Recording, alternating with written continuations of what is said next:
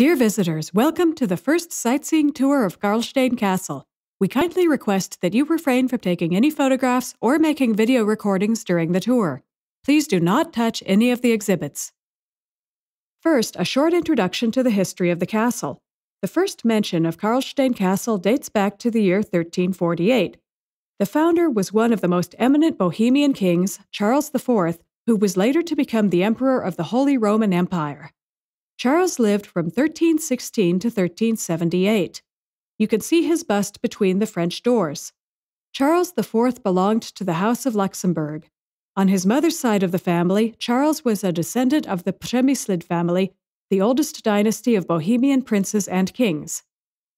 Later sources mistakenly state that Prague Archbishop Arnošt of Pardubice was the first to symbolically strike the cornerstone of the castle on the 10th of June, 1348. The Archbishop's bust can be seen above the display case.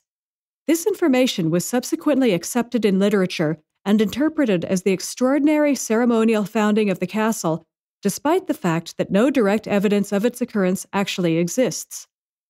Charles IV initially had Karlstejn Castle built as his ceremonial residence.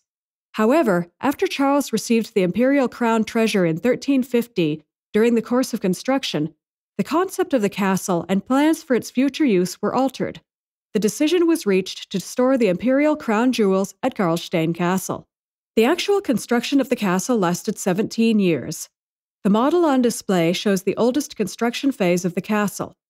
The agricultural and administrative sections in the lower part of the castle grounds were built first.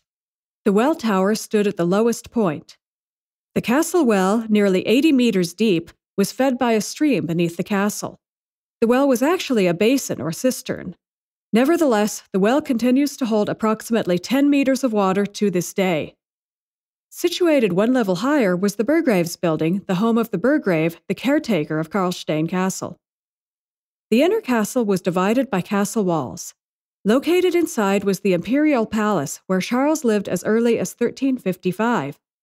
He wanted to supervise the ongoing construction work and the interior decoration of the castle. The first floor of the castle, where we currently are, served as an assembly room for courtiers. The second floor was used by the emperor, and the third by the empress and her attendants. Situated above the imperial palace was the smaller Marian Tower with the Church of the Assumption of the Virgin Mary and the emperor's private place of prayer, the Chapel of St. Catherine. The castle was completed with the construction of its most important part, the Great Tower, on the highest point of the castle's summit. The second floor of the tower holds the remarkable Chapel of the Holy Cross, where the imperial crown jewels were kept. Charles stayed at the castle relatively frequently, as did his son and successor, Wenceslas IV.